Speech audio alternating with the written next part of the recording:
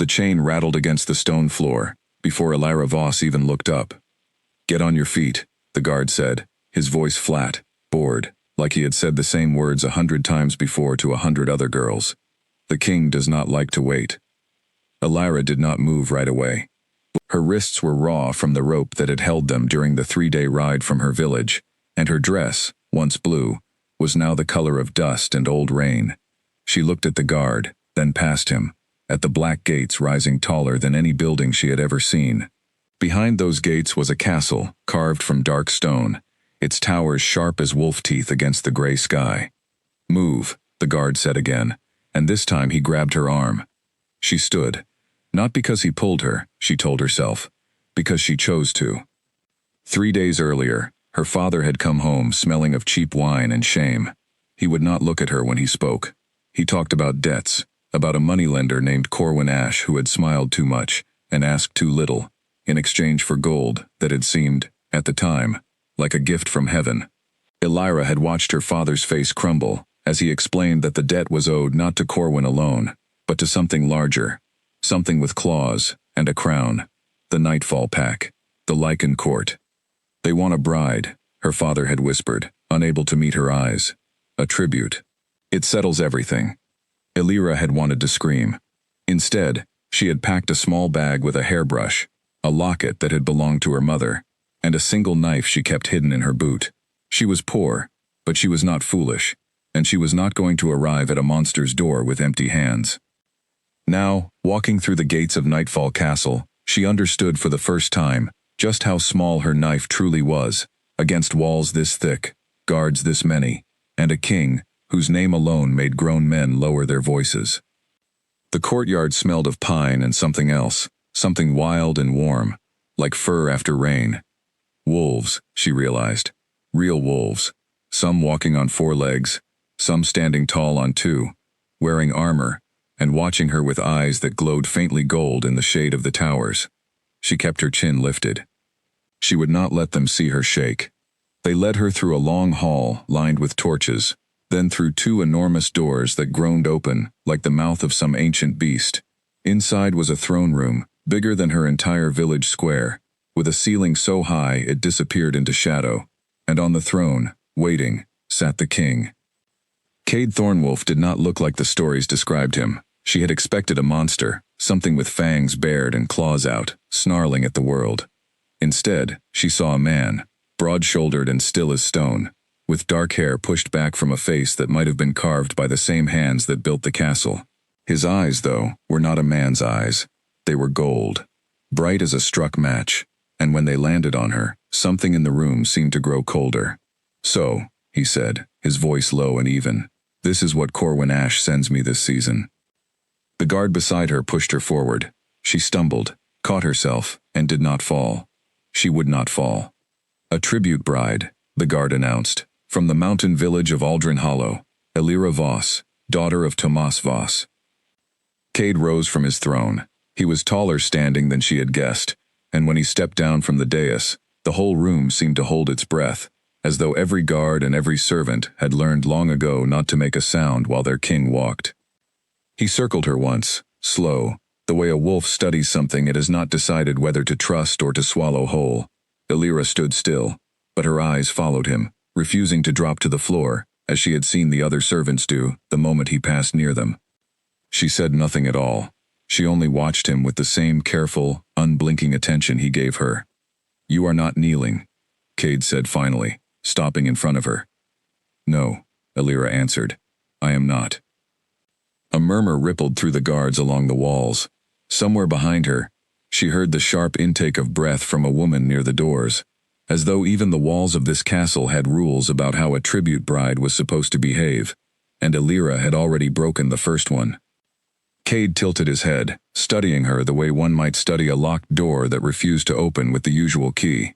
"Every bride who has stood where you are standing has knelt within the first breath," he said, "some out of fear, some out of hope that it might buy them mercy. You have done neither. I was sold to pay a debt that was never mine," Elira said, and her voice did not shake, though her heart was pounding hard enough that she feared he might hear it. "I did not choose to come here. I will not pretend that I did by bowing to you, as though this were some honor." For a moment, nobody in that vast room moved. Even the torches seemed to burn quieter, as though the fire itself understood the danger of the silence stretching between the king and the poor bride standing before him. Then Cade smiled, and it was not a cruel smile, not exactly, but there was something sharp hidden in it, something that made Elira's skin prickle. "You're mine tonight," he said, the words rolling out low and certain, as though there could be no argument, as though the matter had already been decided long before she walked through his gates. Elira lifted her chin higher. "I belong to no one," she said, "not to a moneylender, not to a father who traded me for gold, and not to a king who thinks a growl is enough to make a woman bow." The guards near the walls shifted uneasily. Somewhere far off, a wolf howled, and the sound rolled through the stone halls like distant thunder. Cade's gold eyes narrowed, but there was something else behind the sharpness now, something that looked almost like surprise. He was a king who had ruled the Nightfall Pack since he was young, who had faced rebellion, war, and the endless scheming of his own court, and yet here was a girl in a torn dress, with dust in her hair and nothing to her name, looking at him, as though his throne meant nothing at all. "Take her to the West Wing," Cade said at last, without breaking his gaze from her. "Not the bridal chambers, the servants' quarters, for now." A ripple of confusion passed through the room. Even the guards exchanged glances, unsure what to make of an order that broke every tradition they had ever known. Tribute brides were placed in the finest rooms, dressed in silk, prepared for the king's claiming ceremony before the next full moon. They were never sent to scrub floors and carry water like common servants. "My king," one of the older guards began, but Cade raised a hand, silencing him without even looking his way. "She refuses to bow," Cade said simply. "Then she can earn whatever comfort she wants in my castle, the same way anyone else does. Through work, not through gifts, she has not asked for and does not want." Elira felt a flicker of something she did not expect. Not gratitude, not exactly, but a strange, cautious respect for a king who, despite his growled command, and his golden eyes, and his tower of a castle, had just given her something no one else in her life ever had. A choice, however small. "Thank you," she said, and then, before she could stop herself, added, "Though I still do not intend to be yours. Tonight, or any other night." A few of the guards actually smiled at that, quickly hiding it behind coifs and shifting armor. Cade's jaw tightened, just slightly, as though he was fighting the urge to smile as well. "We shall see," he said. "Take her." The guard who had first grabbed her arm now guided her more gently, though his grip was still firm, toward a narrow door at the side of the throne room. As she walked, Elira glanced back once, just once, and found the king still watching her, his gold eyes unreadable in the flickering torchlight. The servants' quarters were nothing like she expected either. She had imagined a dungeon, damp and dark, filled with rats and rot. Instead, she found a small stone room with a narrow bed, a single window looking out over the mountains, and a wash basin chipped at the edge but clean. It was more than she had in her father's house these last few months, since the debts had swallowed nearly everything they owned. A young woman with flour dusted across her apron and dark curls escaping her braid was waiting near the door, arms crossed, studying Elira with open curiosity. "You're the one who refused to kneel," the woman said, not quite a question. "Word travels fast," Elira replied, setting down the small bag she had carried from home. "Word travels faster than fire in this castle," the woman said. "I'm Sable. I work the kitchens. Everyone is already talking about the tribute bride, who looked the king in the eye, and told him she belonged to no one." Elira allowed herself a small, tired smile. "Is that considered brave or foolish here?" Sable's expression turned more serious. "Both, probably. Brides who refuse the king's claim do not always fare well, Elira. Some have vanished before the next moon. The council does not like loose ends, and neither does the king's cousin." "His cousin?"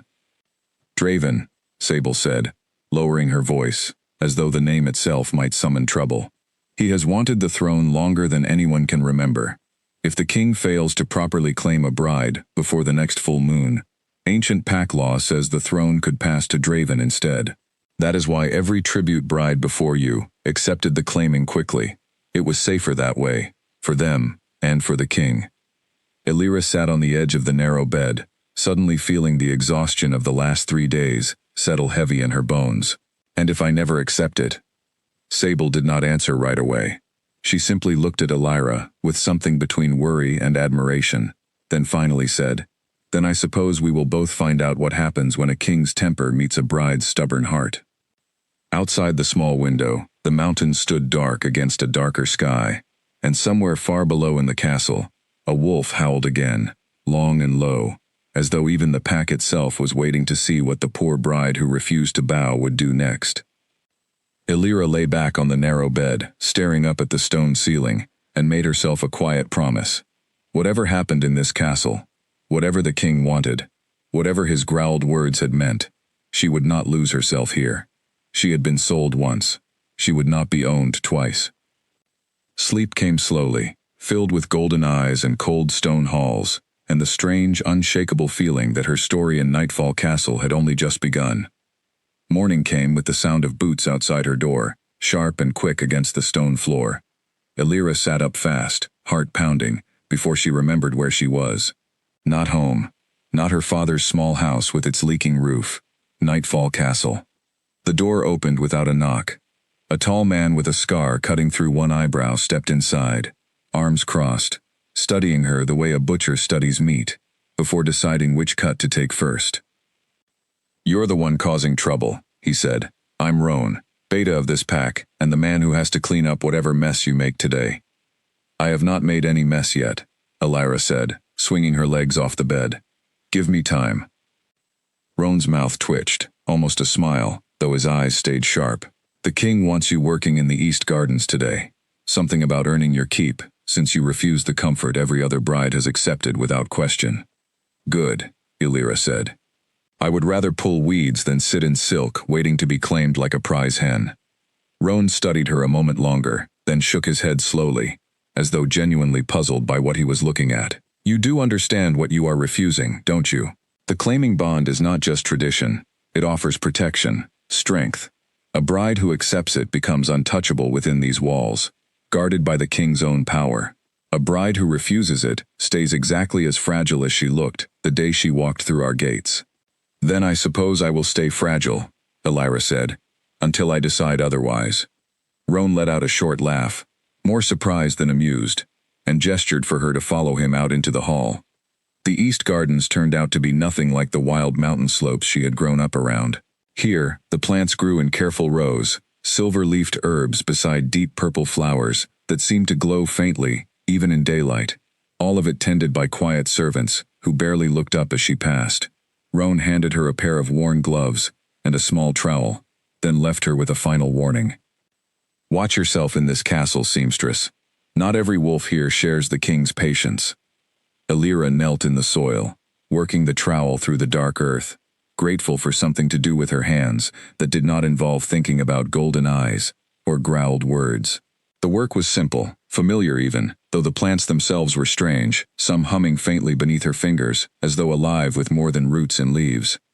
She had been working perhaps an hour when she felt eyes on her back.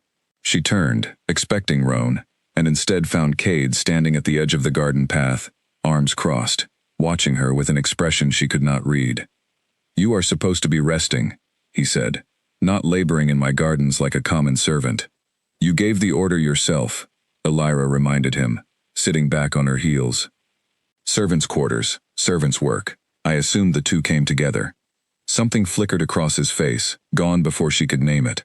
He stepped closer, careful not to crush the rows of silver-leafed herbs, and crouched beside her, studying the small pile of weeds she had already cleared. "You work quickly," he said. "I have done real work my whole life," Elira said. "Sewing dresses does not leave much room for soft hands." Cade reached out, almost without thinking, and turned her palm upward, studying the small calluses there. His fingers were warm, warmer than she expected, and she pulled her hand back before the touch could linger. "I did not give you permission to do that," she said. "No," Cade agreed, straightening. "You did not. My apologies." The apology surprised her more than the touch had. She studied him carefully, trying to find the trick hidden somewhere in his words, the way there always seemed to be a trick hidden in kindness offered by powerful men. She found nothing but a king, watching her with an expression that looked almost like curiosity, almost like respect. Why send me to work instead of simply forcing the claiming bond? Alira asked. You are the king. I have heard enough stories to know you could have simply taken what you wanted the moment I walked through your gates. Cade was quiet for a long moment, his gold eyes drifting toward the mountains beyond the garden walls. Because a bond taken without willingness is worthless, he said finally. It offers protection, yes. Strength, yes. But it also ties two souls together for the rest of their lives. I have watched what happens to wolves forced into bonds they never wanted. I will not do that to you, no matter what the council demands of me. And what does the council demand? Alira asked, though something in Sable's warning from the night before already whispered the answer in the back of her mind. Cade's jaw tightened. That is not a conversation for the garden, he said, and the warmth in his voice cooled just slightly. Finish your work. Sable will bring your evening meal. He turned and walked away, before she could ask anything further, his broad shoulders tense in a way that made her wonder just how heavy the weight of his crown truly was. That evening, Sable arrived with a tray of bread, cheese, and a small bowl of stew that smelled better than anything Alira had eaten in months. The kitchen maid settled onto the edge of the narrow bed, watching Alira eat with obvious curiosity. The whole kitchen is talking about you, Sable said. The king crouched beside you in the garden, touched your hand. Wolves do not simply forget things like that. It meant nothing, Alira said, though even as she spoke the words, she was not entirely certain she believed them. Perhaps, Sable said, though her tone suggested otherwise. Roan is convinced the king is testing you, trying to see how far your stubbornness truly runs before it breaks. It will not break, Alira said firmly.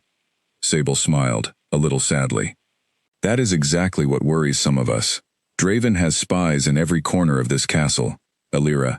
If he learns the king is growing attached to a bride who refuses the claiming bond, he will use it. He has been waiting for years for any crack in the king's authority, any excuse to challenge him before the council. Then the king should stay far away from me, Alira said, though the words tasted strange in her mouth, heavier than she expected. Perhaps he should, Sable agreed. But I do not think either of you is very good at staying away from things you are told to avoid. Alira did not answer, but later that night, lying awake in the narrow bed with the mountain wind pressing against her small window, she found herself thinking not of her father's shame or the debt that had sold her, but of warm fingers against her palm, and gold eyes that looked at her as though she were something worth understanding, rather than something to be owned. She pushed the thought away, annoyed at herself for allowing it space at all. She had come to this castle sold and silent, and she intended to leave it, one day, exactly as free as she had been before Corwin Ash ever smiled his oily smile at her father. A king's gentleness, however unexpected, changed nothing about that. The next few days passed in a careful rhythm. Mornings in the garden, afternoons helping Sable in the kitchens when the herbs were tended, evenings spent mending torn cloaks and uniforms for the castle guards, a task that came easily to hands trained since childhood in the art of the needle. Word of the tribute bride who worked rather than waited spread through Nightfall Castle, like the fire Sable had warned her about, and slowly, carefully, the servants who once eyed her with suspicion began to offer small kindnesses instead. An extra piece of bread, a warmer blanket, a quiet word of respect from a guard who had once looked at her like she was already dead. Cade did not visit the gardens again, not for several days, though Alira caught glimpses of him from a distance, always surrounded by guards, always carrying an expression too heavy for a man his age. She told herself she did not care.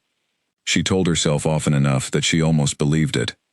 Then, one evening, as she walked back from the kitchens with a basket of mending balanced on her hip, she turned a corner and nearly collided with Draven himself. She knew him instantly, though no one had described him to her directly. He wore his authority differently than Cade did, more sharply, more visibly, dark eyes calculating as they swept over her from head to toe. So you are the bride who refuses to bow, Draven said, his voice smooth as poured oil. I confess, I expected someone more impressive. A face that could hold a king's attention, perhaps.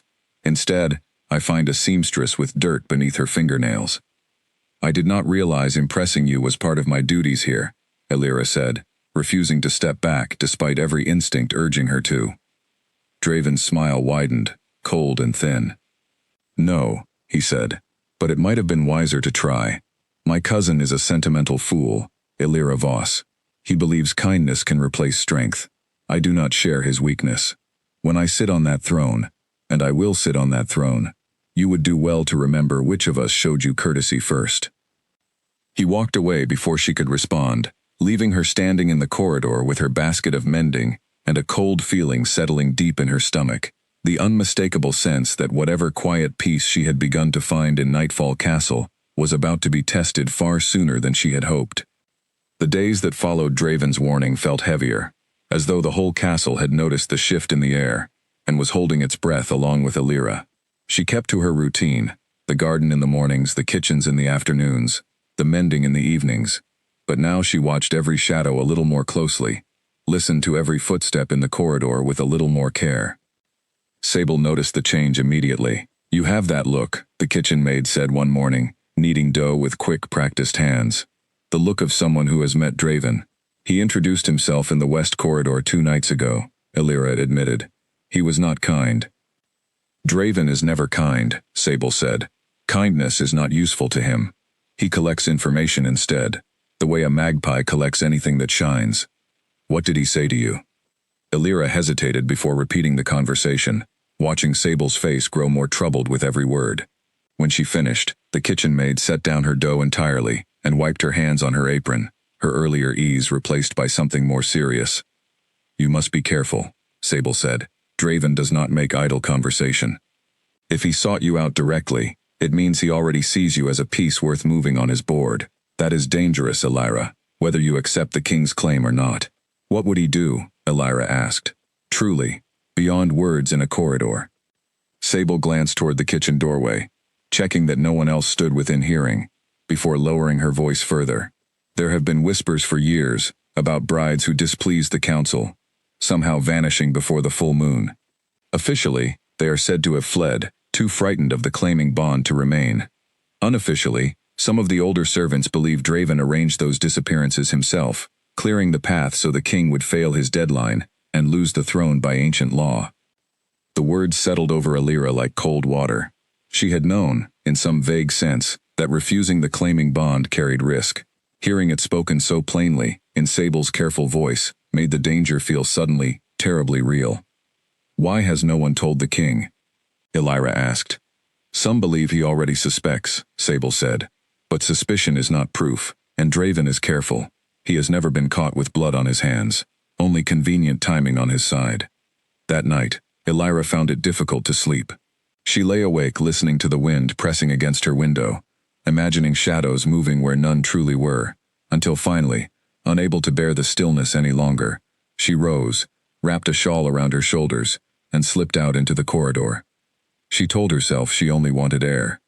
She told herself the walk had nothing to do with the king at all, but her feet carried her, almost without her permission, toward the east gardens where she had first felt his eyes upon her, and there, beneath a sky scattered with more stars than she had ever seen above her mountain village, she found Cade standing alone.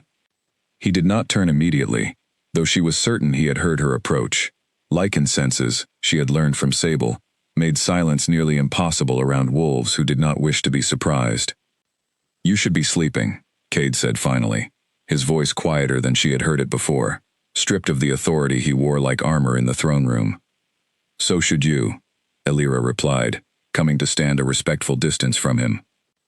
Cade huffed something close to a laugh, though there was little humor in it. "Kings sleep less than most," he said. "There is always something waiting to be decided, some threat waiting to be weighed. Is that what keeps you awake tonight? A threat?" He turned to look at her then, his gold eyes catching the moonlight in a way that made her breath catch despite herself. "Among other things," he said. Illyra considered her next words carefully before speaking them. "I spoke with Draven," she said, 2 nights ago. In the west corridor. Something dark passed across Cade's face, quick and sharp as a blade unsheathed. "What did he say to you?" "That kindness is a weakness you cannot afford, that when he takes your throne, I should remember he showed me courtesy first." She paused. "Sable believes he has arranged disappearances before, brides who refused the claiming bond." Cade was silent for a long moment, his jaw tight, his hands curling slowly into fists at his sides, before he forced them open again, with visible effort. "I have suspected as much for years," he admitted. But suspicion changes nothing without proof, and Draven has always been careful to leave none behind. Then what happens to me?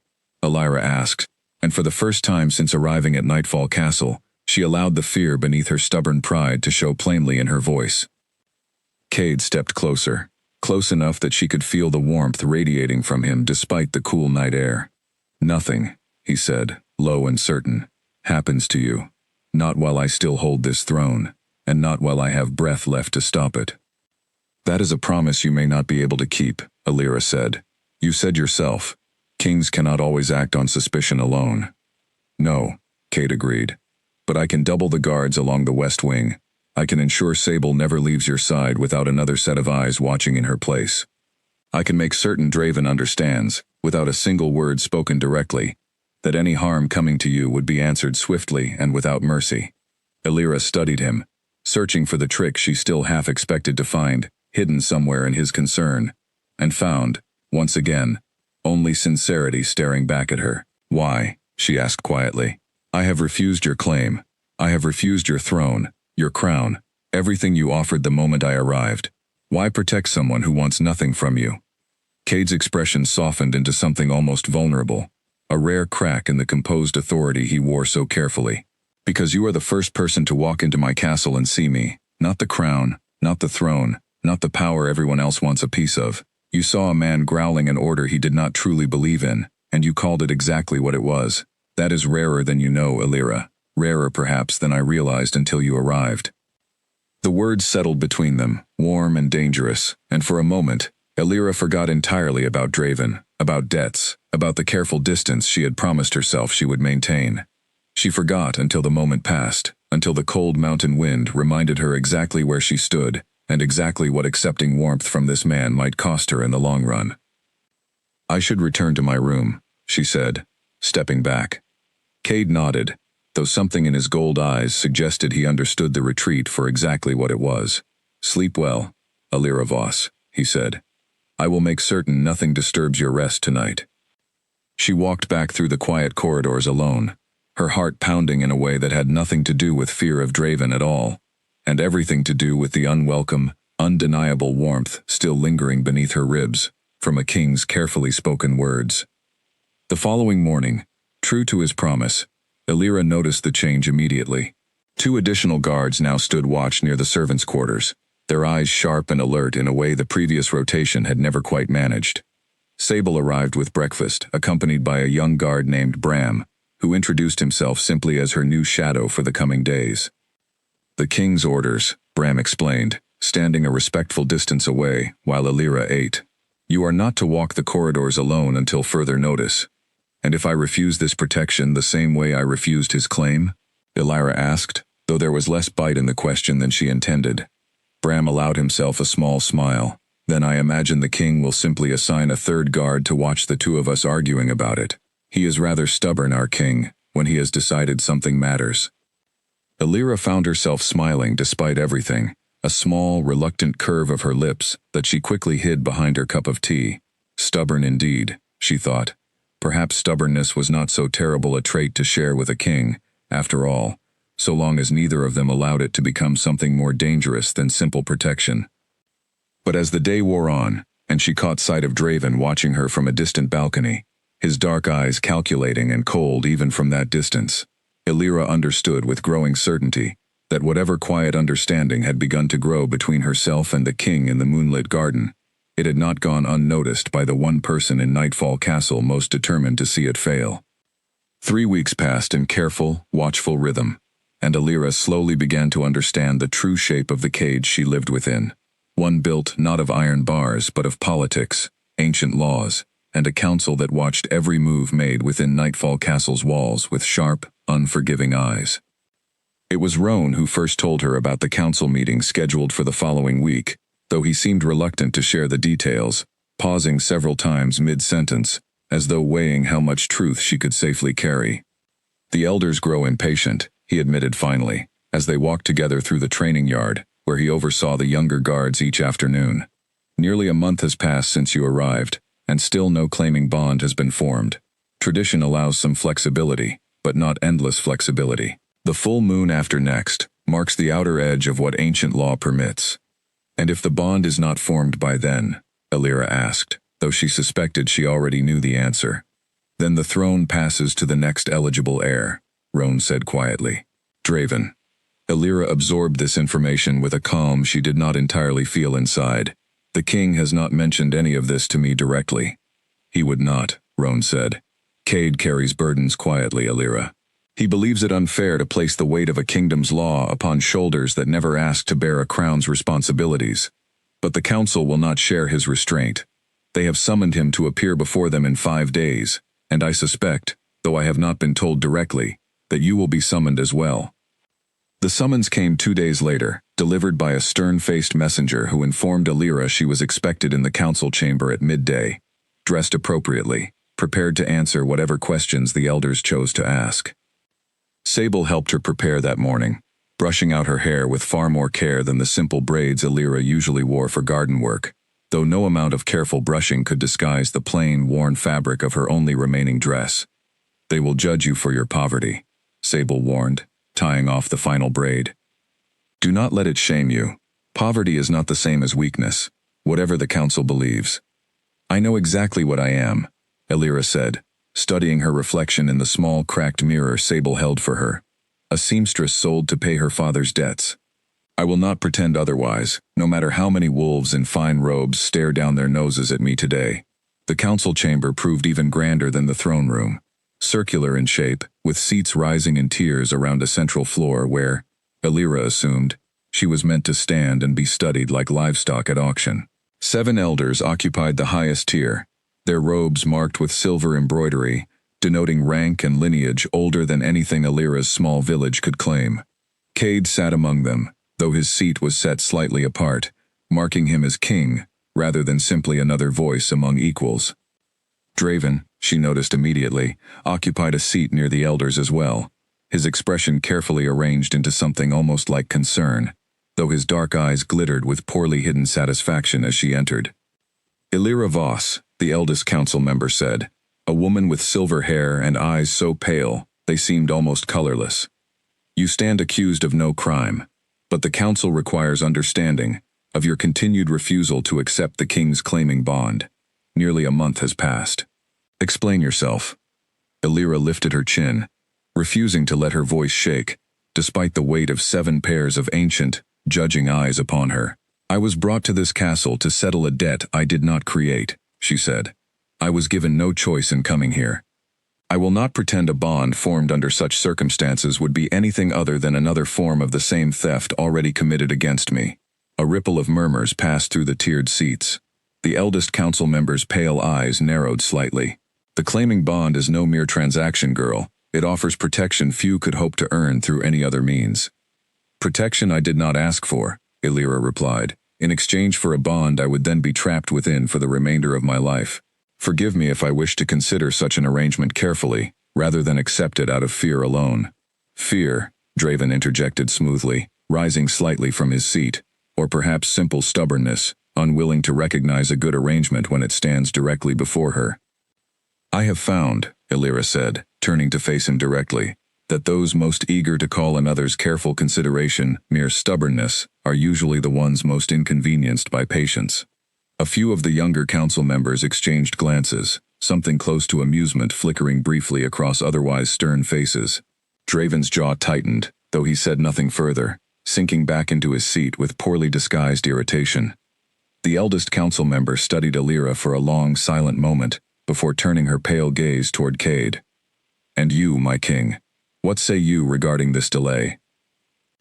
Cade rose slowly, his gold eyes steady despite whatever pressure Illyra knew must be weighing upon him in that moment. I say, a bond formed without true willingness serves no one, he said, his voice carrying easily through the circular chamber. I will not force this woman into a lifelong bond simply to satisfy a deadline, no matter how ancient the law demanding it. Ancient law exists for reasons beyond simple tradition, the eldest council member said, though her tone had softened slightly. The stability of this pact depends upon a properly bonded king. Without it, our protections weaken, our borders grow vulnerable, and those who wish us harm grow bolder. I am aware of the stakes, Cade said quietly. I ask only for time. Time enough to allow understanding to grow where forced obedience would otherwise be required instead. The council deliberated quietly among themselves, their voices too low for Alira to make out individual words, though she watched Draven's expression grow increasingly tight with each passing moment of hushed discussion. Finally, the eldest council member turned back toward the chamber floor. The council grants one additional moon's grace, she announced. No more. When the following full moon rises, the bond must be formed, willingly or otherwise, or the throne passes according to ancient law. This matter is settled. Alira felt the weight of the decision settle heavily across her shoulders, as the council chamber slowly emptied, elders filing out in solemn silence, Draven lingering just long enough to offer her one final, cold smile, before departing as well.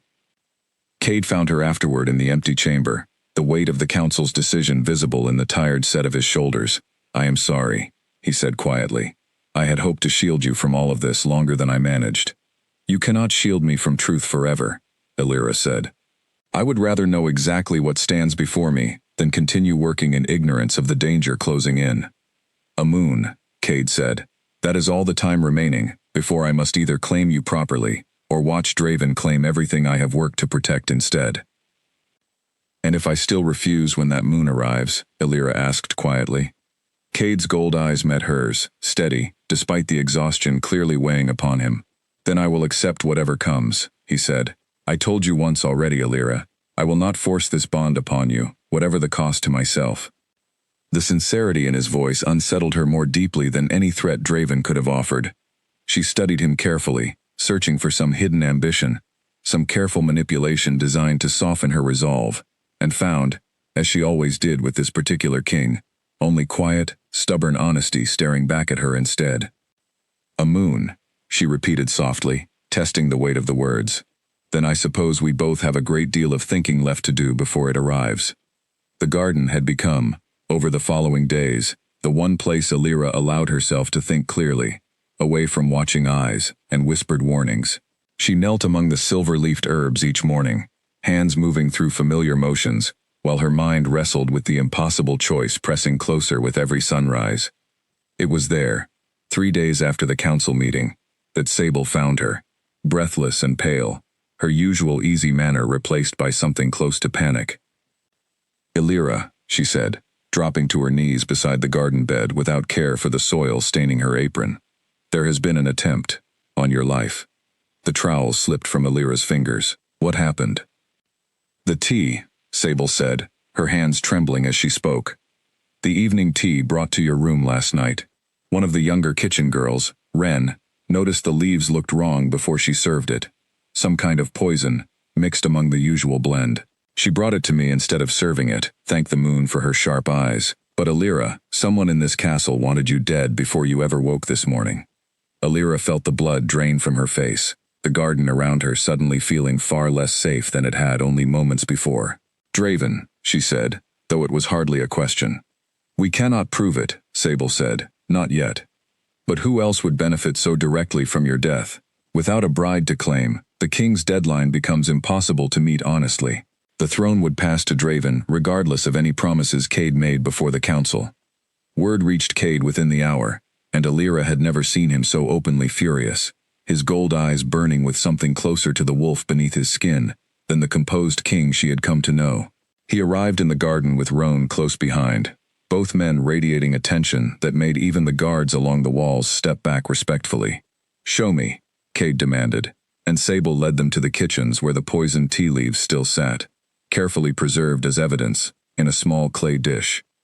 Roan examined the leaves closely, his expression darkening further with each passing second. Nightshade root, he said finally, ground fine enough to hide among the usual blend, but not fine enough to escape careful eyes. Whoever did this expected the tea to be served without question. Find out who had access to the kitchens last night, Cade ordered, his voice low and dangerous. Every guard, every servant, every visitor. I want a full accounting before sundown. The investigation that followed consumed the rest of the day, guards moving through the castle with grim purpose, questioning servants and staff with an intensity Alira had not witnessed since her arrival. She remained close to Sable throughout, unable to shake the cold feeling that had settled into her bones since learning how close death had come without her ever realizing the danger.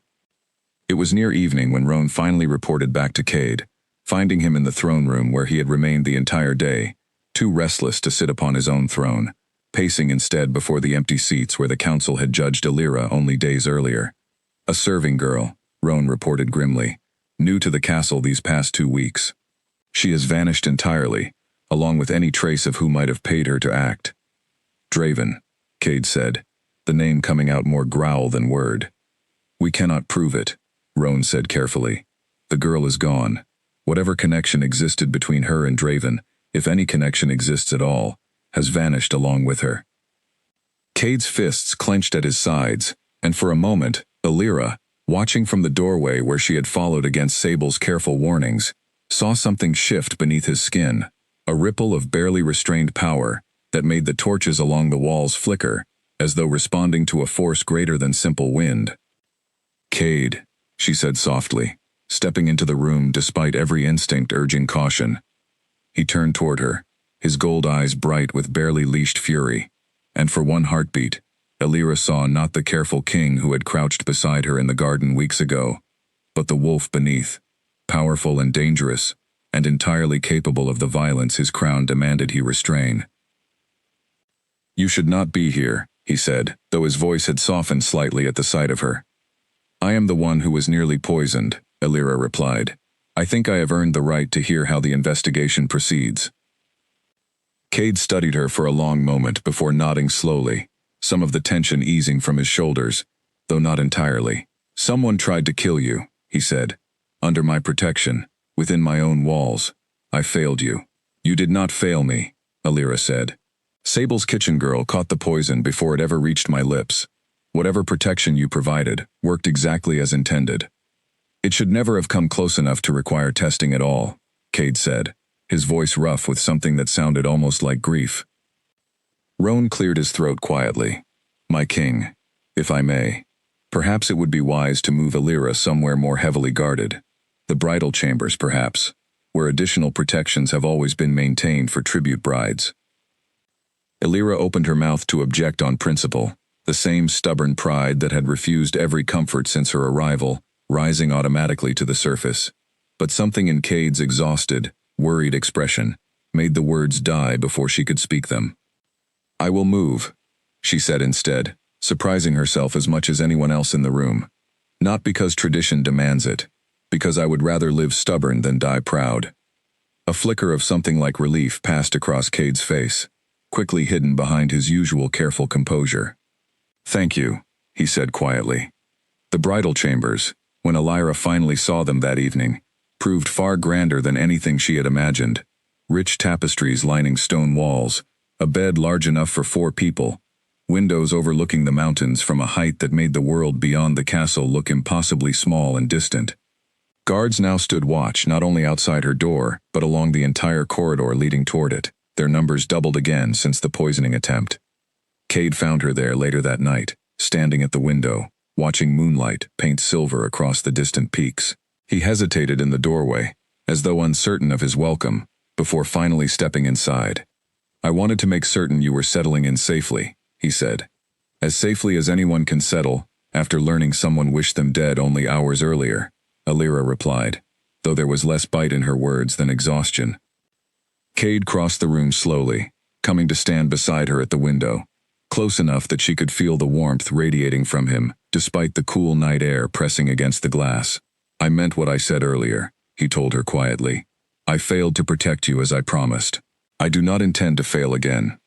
You cannot control every shadow in this castle, Illyra said. Not even a king commands that much power. No, Cade agreed. But I can commit myself entirely to hunting down whoever ordered this attempt, and I can ensure you never again face such danger alone. He paused, then added, more quietly still, whatever happens between us regarding the claiming bond, Illyra, know that my protection was never conditional upon your acceptance of it. I offered it freely, and I intend to honor that offer regardless of what choice you ultimately make. Illyra turned to study him carefully in the moonlight, searching once more for some hidden motive, some careful manipulation, designed to soften her resolve toward the claiming bond, looming ever closer with each passing day. She found, as she always did, only quiet sincerity staring back at her, and for the first time since arriving at Nightfall Castle, she allowed herself to wonder whether the danger surrounding her might, in the end, matter less than the strange, unwelcome trust slowly growing between herself and this stubborn, gentle king. "Thank you," she said softly, "for coming to check on me tonight." Cade nodded, lingering a moment longer than necessary, before finally stepping back toward the door. "Sleep well, Alira," he said. "Tomorrow, we hunt for answers together." The days following the poisoning attempt settled into a new, more cautious rhythm within Nightfall Castle. Alira no longer walked the corridors alone, and though the confinement occasionally chafed against her stubborn independence, she found she no longer resented the guards trailing carefully behind her wherever she went. Cade visited more frequently now, no longer content to observe her from a respectful distance as he had during those first uncertain weeks. He came to the gardens some mornings, sitting quietly beside her while she worked, asking questions about her village, her craft, the mother whose locket she still carried carefully in her pocket each day. "She died when I was 12, Alira told him one morning, turning the small locket over in her fingers, while sunlight filtered through the garden's silver-leafed canopy. "Fever," the healers said, though we never had coin enough for proper medicine to test whether they were right. "I am sorry," Cade said quietly. "Losing a mother young leaves a wound that never fully closes." "You understand this?" Alira asked, studying him with new curiosity. "My own mother died defending this castle during a border skirmish, when I was 16, Cade admitted. "My father followed her within the year, grief consuming him, more thoroughly than any illness could have managed. I became king far younger than tradition intended, surrounded by elders who doubted my ability to hold what I had inherited. Is that why the council pushes so hard regarding the claiming bond?" Alira asked. "They fear you are not strong enough alone?" Cade's jaw tightened slightly. "Some believe that," he admitted. "Others simply follow tradition, without questioning whether tradition still serves us well. Either way, the pressure remains the same." Their conversations continued in this manner over the following days, careful confessions traded quietly between garden rows, each revealing pieces of themselves neither had shared with anyone else in recent memory. Alira found herself, despite every warning whispered in her own mind, looking forward to these mornings, with an eagerness she could not entirely explain away, as simple curiosity. Sable noticed the shift immediately, though she said little beyond knowing smiles, and carefully raised eyebrows whenever Alira returned from the gardens looking flushed and distracted. "You are falling for him," Sable said finally, one afternoon while they worked together in the kitchens preparing the evening meal. "I am doing nothing of the sort," Alira replied, though her protest lacked its usual conviction. "Alira," Sable said gently, setting down the knife she had been using to chop root vegetables, "I have watched you these past weeks. You light up whenever his name is mentioned. You linger in the gardens longer than the work requires. This is not simple curiosity anymore. Whatever you wish to tell yourself." Alira said nothing, unable to summon a convincing denial, and Sable, sensing victory, allowed the subject to drop without further pressing. That evening, as autumn winds began carrying the first true chill of the season through Nightfall Castle's high windows, Alira found herself once again in the East Garden, watching the sun set behind distant peaks while she waited for Cade to join her, as he often did now during these quiet hours. He arrived later than usual, his expression troubled in a way that immediately drew her attention. "What has happened?" she asked, rising from the stone bench where she had been sitting. "Nothing new," Cade said, though the tension in his shoulders suggested otherwise. "Only the same old weight, pressing harder as the full moon approaches. 2 weeks remain, Alira, only 2 weeks before the council's deadline arrives, and still we have found no proof connecting Draven to the poisoning attempt." "You believe he will try again," Alira said. It was not a question. "I believe he grows more desperate with each passing day," Cade admitted. "Desperate men make mistakes, but they also make dangerous choices born from that same desperation." Alira studied him carefully in the fading light, noting the exhaustion etched into his features. The weight of responsibility he carried so quietly most people never guessed how heavily it truly pressed upon him. "You carry all of this alone," she observed. "The threat from Draven, the pressure from the council, the safety of everyone within these walls. Who carries any of it for you, Cade?" The question seemed to catch him off guard, his gold eyes widening slightly before something softer replaced his earlier tension. "No one has asked me that question in a very long time," he admitted quietly. "Then perhaps it is time someone did," Elira said, stepping closer, without entirely deciding to do so. "You do not have to carry everything alone, whatever the council believes about your strength." Cade reached out slowly, giving her every opportunity to step back before his fingers brushed gently against her cheek, the touch warm and careful despite the obvious restraint he exercised. "I find myself wishing, more each day, that circumstances between us were simpler," he admitted. "That you had come to this castle by your own choice, rather than sold to settle a debt neither of us created. Perhaps circumstances matter less than what we choose to build within them," Elira said softly, surprising herself with the admission. Something shifted in Cade's expression, hope mixing with careful restraint, as he studied her face in the dimming light. "Elira," he said, her name carrying weight she had not heard him give it before. "I know I promised never to pressure you toward the claiming bond. I intend to honor that promise, until my final breath, whatever the council or ancient law demands. But I would be lying if I claimed my feelings toward you remained as simple as they were the night you first refused to bow before my throne." Elira's heart pounded loudly in her chest, the honest vulnerability in his words settling somewhere deep and unexpected within her. "And what are your feelings now?" she asked quietly. "Complicated," Cade admitted, a small, genuine smile finally breaking through his earlier exhaustion. "Complicated, and growing more difficult to ignore, with every morning you spend working stubbornly in my gardens, instead of resting comfortably as any proper tribute bride would." Elira found herself laughing softly, despite the seriousness of their earlier conversation, the sound surprising them both. "I have never been very good at proper behavior," she admitted. "No," Cade agreed, his smile widening slightly. "You have not. I find myself grateful for that particular failing, more than I probably should." They stood together in comfortable silence, as the last light faded entirely from the sky, and though neither spoke further of claiming bonds or ancient laws, or the looming deadline pressing closer with each passing day, Elira understood, with sudden and undeniable clarity, that whatever choice awaited her when the full moon finally rose, it would no longer be a choice made from fear or stubbornness alone, but from something far more complicated, and far more dangerous to her carefully guarded heart. The following morning brought news that shattered whatever fragile peace Elira had begun to find within Nightfall Castle's walls. Roan arrived at the bridal chambers before dawn, his expression grim, urging her to dress quickly and follow him to the throne room without delay. She found Cade already there, standing over a small wooden table, where several torn scraps of parchment had been carefully arranged, along with a broken seal bearing a symbol Elira did not recognize, a wolf's head crossed with two blades. "What has happened?" Elira asked, moving to stand beside him. "A messenger was intercepted last night," Cade explained, his voice tight with barely controlled anger, "carrying correspondence between Draven and a mercenary group operating along our southern borders. The Ashwood Blades, they call themselves, wolves who have abandoned pack loyalty entirely in favor of gold paid by whoever offers the highest price." "What did the correspondence say?" Elira asked, though something in Cade's expression already warned her the answer would not be comforting. "Draven has offered payment for a task to be completed before the next full moon," Roan said grimly. "The parchment does not name the target directly, careful as Draven has always been to avoid leaving evidence behind. But the timing, combined with the poisoning attempt weeks earlier, leaves little room for alternate interpretation." Elira felt her stomach twist with cold understanding. "He means to have me killed before the deadline arrives," she said quietly.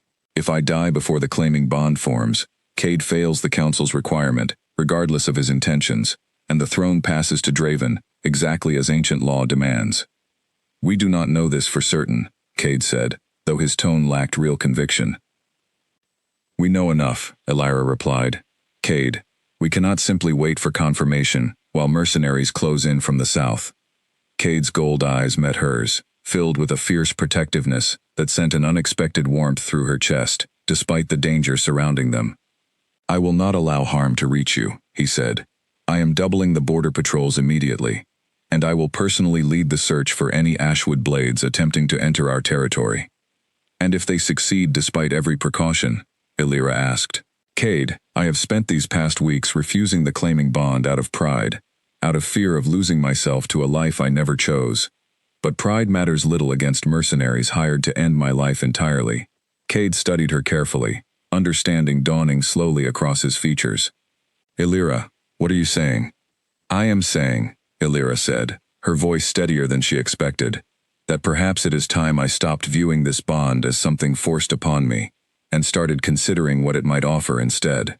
Protection, strength, a chance to face whatever Draven sends against us as something more than a poor bride with nothing but stubbornness standing between herself and death. I told you once already, Cade said quietly. I will not force this bond upon you, whatever the danger. You are not forcing anything, Illyra replied. I am choosing. There is a difference, Cade, and I think we both know it. Something shifted in his expression, hope and caution mixing together, as he studied her face for any sign of hesitation or doubt. You would accept the bond, he said slowly, not from fear alone, but as a genuine choice. Illyra considered the question carefully before answering, searching her own heart for honesty rather than convenient justification. I have watched you these past weeks, she said finally. I have seen the weight you carry alone, the careful respect you show, even those with far less power than yourself, the honest vulnerability you have shared with me, despite every reason to guard yourself more carefully. I came to this castle believing I would find only a monster demanding obedience. Instead, I found a king asking for partnership, even when partnership was not required of him. Illyra, Cade said softly, reaching for her hand with a tenderness that made her breath catch. I am not ready yet, she continued, though she did not pull away from his touch. Not this moment, with mercenaries perhaps already crossing our borders, and fear clouding whatever choice I might otherwise make freely. But I am no longer refusing simply from pride, Cade. I am considering, honestly, what a future built alongside you might look like, danger and all. Roan cleared his throat quietly from where he still stood near the wooden table, clearly uncomfortable interrupting the moment, but equally aware of the urgency still pressing upon them. My king, he said carefully, the border patrols require your immediate attention. Whatever else must be decided today. Cade nodded reluctantly, though his gold eyes lingered on Illyra a moment longer before he finally released her hand. We will speak more of this when I return, he promised. Stay close to Sable and the additional guards while I am occupied with the southern patrols. Please, Illyra, for my own peace of mind if nothing else. I will, Illyra promised, and meant it entirely, understanding now that her earlier stubborn insistence on facing every danger alone had been, in its own way, as foolish as Draven's calculated cruelty. The following days passed in tense anticipation, Cade riding out each morning with Roan and a contingent of trusted guards to patrol the southern borders, returning each evening exhausted, but reporting no sign yet of the Ashwood blades Draven had allegedly hired. Illyra remained within the castle walls, working alongside Sable in the kitchens when garden work grew too exposed for the guards' comfort, her mind returning again and again to the conversation shared with Cade in the throne room. She thought of her mother, gone too young, and wondered what advice she might have offered regarding love found in the most unlikely of circumstances. She thought of her father, weak and ashamed, and wondered whether choosing this bond might finally allow her to reclaim some measure of the agency his gambling debts had stolen from her. Mostly, though, she thought of Cade himself, his quiet strength, his careful honesty, the gentle way he had touched her hand without demanding anything more than she willingly offered.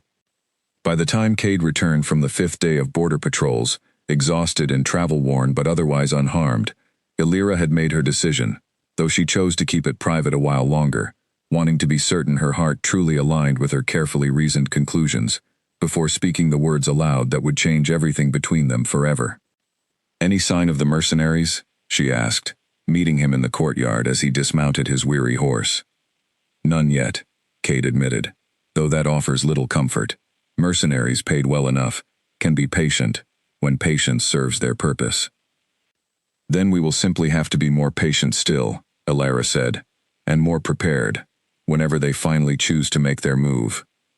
Cade studied her carefully, something hopeful flickering behind his exhausted gold eyes. You seem different tonight, he observed. More settled, somehow, despite everything still hanging over us. Perhaps I am, Illyra admitted, offering him a small, genuine smile. But that is a conversation for when you have properly rested, not standing exhausted in a courtyard after 5 days spent hunting mercenaries through mountain passes. Cade laughed softly, the sound warm, despite his obvious fatigue. As you say, Alira Voss. Though I confess, I find myself deeply curious. What conversation awaits me once I have properly rested? Patience, Alira reminded him, echoing his own words back with a teasing lightness she had not felt in weeks. We have already established that particular virtue matters a great deal these days.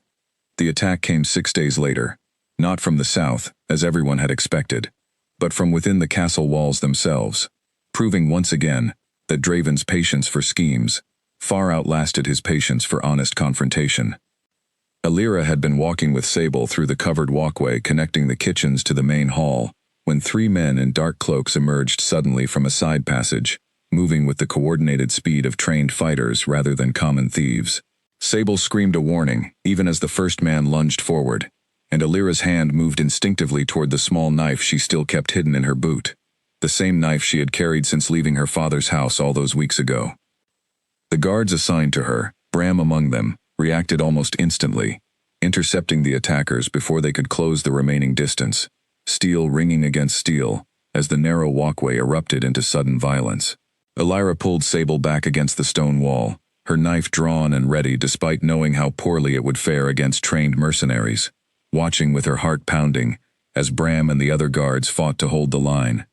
The commotion drew Cade within moments, his roar echoing through the corridors as he arrived at a dead run, transforming partway as he moved, gold eyes blazing with a fury Alira had never witnessed before.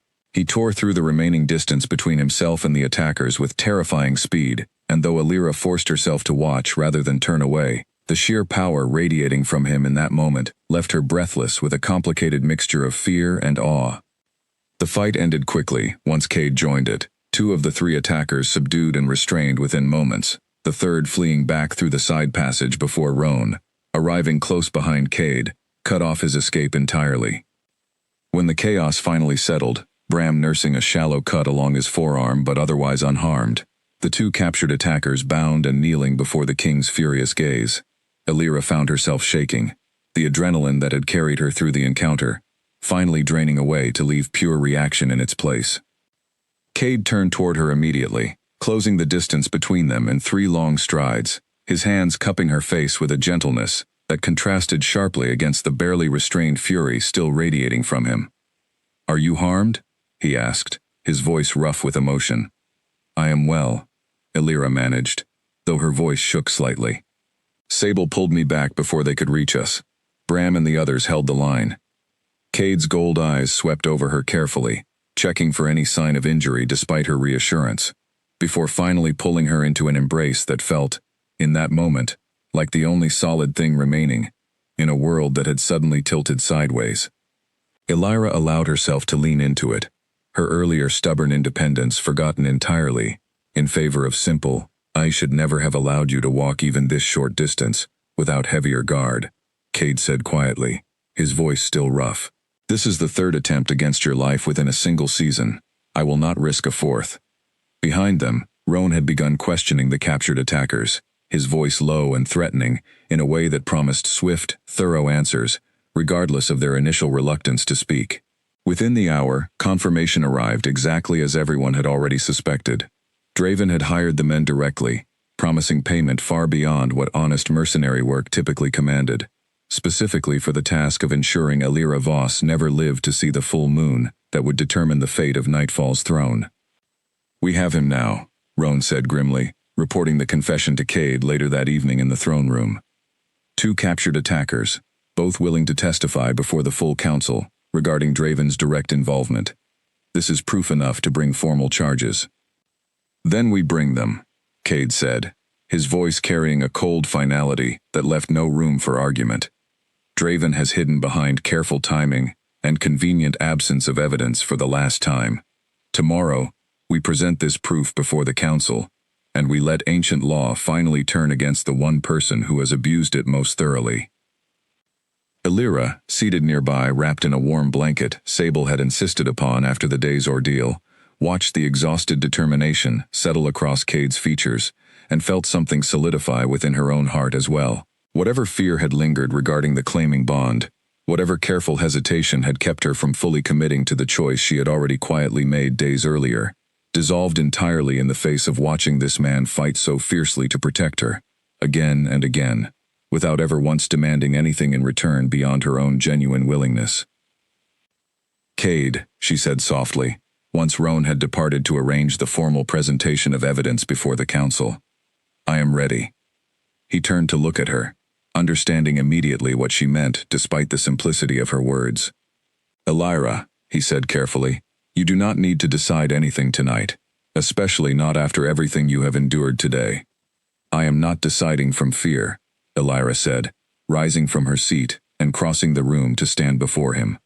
"I have been considering this choice for days now, since the moment I first told you I was no longer refusing, simply from pride.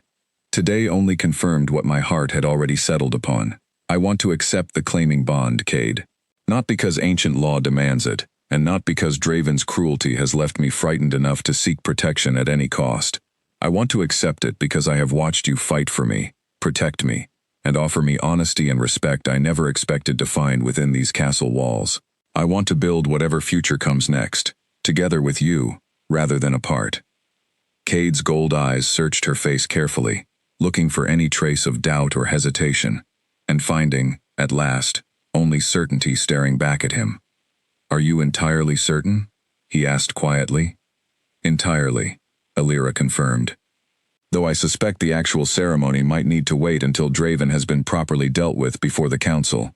I would rather begin this bond with justice already served, rather than looming still over both our heads."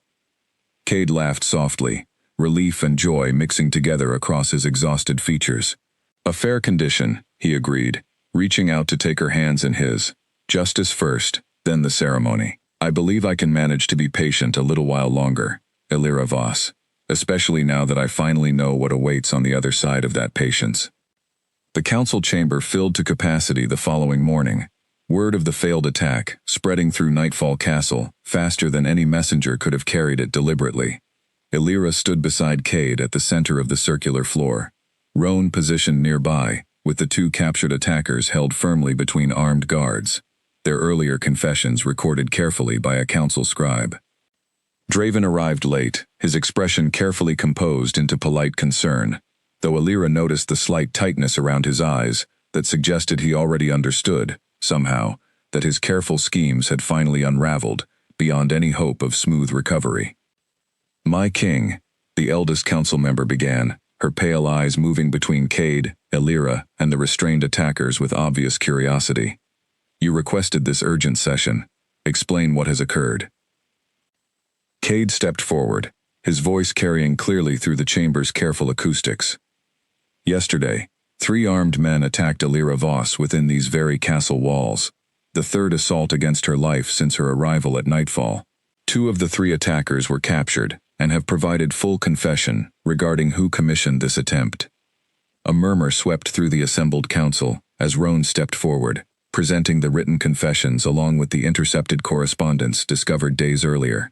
The eldest council member read through the documents slowly, her expression growing steadily more severe with each passing line. "These documents name you directly," she said finally, turning her pale gaze toward Draven, who had gone very still in his seat. "Payment offered to mercenaries known as the Ashwood Blades, specifically commissioned to ensure Elira Voss did not survive to see the claiming bond formed before the full moon deadline." "Forgeries," Draven said quickly, though his voice lacked its usual smooth confidence. "Elaborate lies designed to discredit me before this very council. The attackers themselves have confessed under careful questioning," Roan said calmly, "both willing to testify directly before this chamber, should the council require further proof beyond the written correspondence already presented."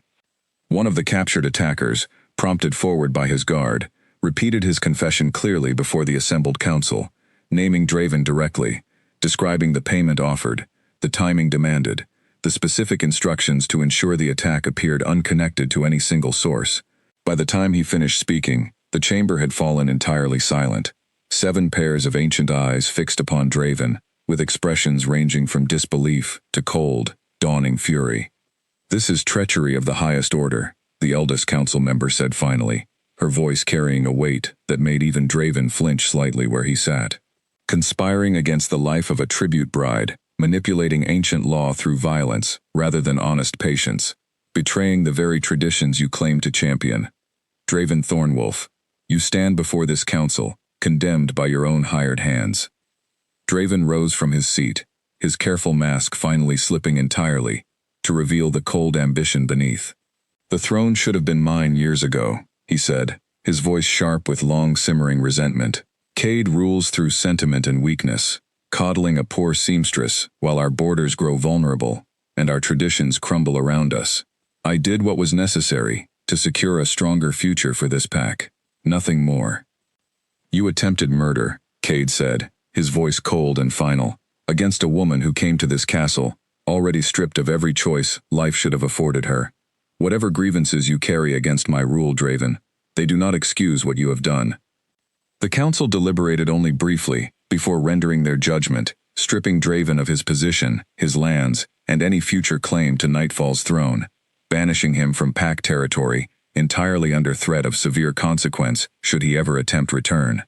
Guards escorted him from the chamber amid stunned silence, his final glance toward Elira and Cade carrying a bitterness that promised, perhaps, future trouble even in exile, though for now, the immediate danger had finally, truly passed. With this matter settled, the eldest council member said, once the chamber doors had closed behind Draven's departure, we return to the original question that brought us together weeks ago. Elira Voss, the full moon approaches in 3 days' time. What is your decision regarding the claiming bond? Elira stepped forward, feeling Cade's steady presence beside her, and found her voice remarkably calm, despite the weight of 7 ancient gazes fixed upon her once again. I accept, she said clearly. Not from fear, and not because ancient law demands it of me. I accept because I have watched this king fight tirelessly for my safety, offer me honesty when deception would have been far easier, and treat me as an equal despite every tradition suggesting otherwise. I choose this bond freely, and I choose it with my whole heart. A different kind of murmur swept through the council chamber this time, something closer to approval than the earlier tension, and the eldest council member allowed herself a small, genuine smile, the first Elira had witnessed from any elder since her arrival at Nightfall. Then let it be known, she declared, that in 3 days' time, when the full moon rises over these mountains, King Cade Thornwolf shall properly claim Elira Voss as his bonded bride, freely chosen and freely accepted, exactly as ancient law and honest tradition both intend. As the council chamber slowly emptied, elders departing in considerably better spirits than they had arrived, Cade turned to Elira with an expression of such open joy that it took her breath away entirely. 3 days, he said softly, echoing the eldest council member's declaration. 3 days, Elira confirmed, allowing herself finally to smile without reservation. I believe we can manage that particular stretch of patience together, my king. Cade laughed, the sound warm and unguarded in a way she had rarely heard from him before, and reached for her hand, lacing his fingers through hers, as they walked together from the chamber that had witnessed both the darkest scheming and the brightest promise Nightfall Castle had known in many long years. The 3 days leading toward the full moon passed in a whirlwind of preparation, quite unlike anything Elira had experienced since arriving at Nightfall Castle. Sable, practically bursting with joyful energy, insisted on overseeing every detail of the ceremonial preparations herself, from the deep blue fabric selected for Elira's ceremonial dress, to the delicate silver embroidery, worked carefully along its hem, echoing the same silver-leafed herbs that had first brought comfort during those earlier, uncertain weeks. You will be the most beautiful bride this castle has ever witnessed, Sable declared, adjusting the dress's fitting with practiced hands, while Elira stood patiently before the mirror in the bridal chambers. Though I suspect the king would think so regardless of what you wore. You are biased, Elira said, though she could not entirely suppress her own smile. Perhaps, Sable agreed cheerfully, though I believe half the castle shares my bias at this point. You have earned genuine respect here, Elira, not through silk gowns or careful politics, but through honest work and unwavering courage. That matters more than you probably realize. Word of Draven's banishment and the upcoming claiming ceremony had spread quickly throughout Nightfall's territory, and Alira found herself, in the days leading toward the full moon, greeted with increasing warmth by servants and guards alike who had once regarded her with cautious uncertainty. Even Bram, still nursing the shallow cut along his forearm from the attack days earlier, offered a genuine smile whenever their paths crossed, calling her future queen, with obvious affection rather than mere formal respect. Cade, for his part, remained busy overseeing the practical matters left in Draven's absence, reassigning responsibilities among trusted advisors, strengthening border patrols against any lingering threat from the scattered remnants of the Ashwood Blades, and personally reviewing every detail of the ceremony itself, with a thoroughness that made Roan tease him gently about nervous grooms, losing their composure over matters far less significant than war strategy. "I simply want everything to be right," Cade admitted, when Alira found him reviewing ceremonial details, late on the evening before the full moon, candlelight casting warm shadows across his tired, but genuinely happy features.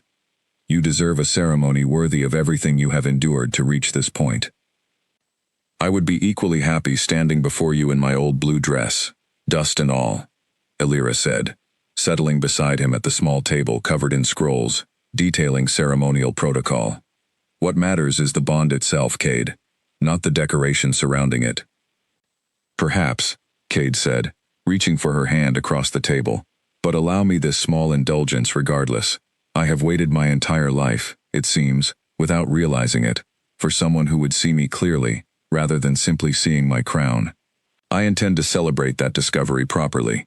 The morning of the full moon dawned clear and bright, autumn chill giving way to unexpected warmth, as though even the weather itself wished to celebrate alongside the gathering crowd. Alira spent the day surrounded by Sable and several other kitchen maids who had become genuine friends over recent weeks, their laughter and gentle teasing helping ease the nervous anticipation building steadily within her chest as sunset approached. By the time the sun finally dipped behind the western peaks, painting the sky in brilliant shades of orange and violet, Nightfall Castle's great courtyard had filled entirely with pack members eager to witness their king's long-awaited claiming ceremony.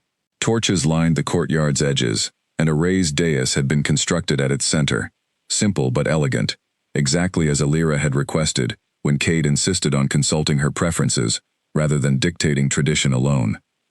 Alira walked toward that dais, dressed in her deep blue ceremonial gown, Sable's careful silver embroidery catching torchlight with every graceful movement, and found Cade waiting for her there, dressed in similarly simple ceremonial robes that somehow made him look more genuinely regal than any elaborate crown could have managed. She did not kneel as she approached him, exactly as she had refused that very first night weeks earlier, though this time, the choice carried entirely different meaning. This time, she stood before him, not as a captured tribute forced into unwanted submission, but as an equal partner choosing, freely and completely, to bind her future alongside his. "Alira Voss," Cade said, his voice carrying clearly through the silent watching courtyard. "You arrived at my gates weeks ago, refusing to bow before power you never chose to serve. You have since taught me more about honest strength and genuine partnership than any council elder or ancient tradition ever managed across my entire life. Will you accept this bond, freely offered and freely chosen, standing beside me as my equal rather than beneath me as my subject?" "I will," Alira answered, her voice steady and clear despite the emotion swelling within her chest. "Cade Thornwolf, you have shown me that power need not demand submission, and that a crown carries more weight when shared honestly, rather than wielded alone. I choose this bond, freely and completely, standing beside you exactly as you have asked." The claiming bond formed between them in a rush of warmth unlike anything Alira had ever experienced, something ancient and powerful settling into place as Cade's gold eyes met hers, the two of them bound now not through force or fear, but through mutual choice, freely given and freely received. The assembled pack erupted into celebration around them, howls rising joyfully toward the full moon overhead, and Alira found herself laughing through unexpected tears as Cade pulled her close, his forehead resting gently against hers. "No bowing," he murmured softly, "just for her ears alone. Not tonight, not ever, my queen. I meant what I told the council. I am amending that old law properly, starting this very night. No bride of Nightfall will ever again be required to lower herself before her king."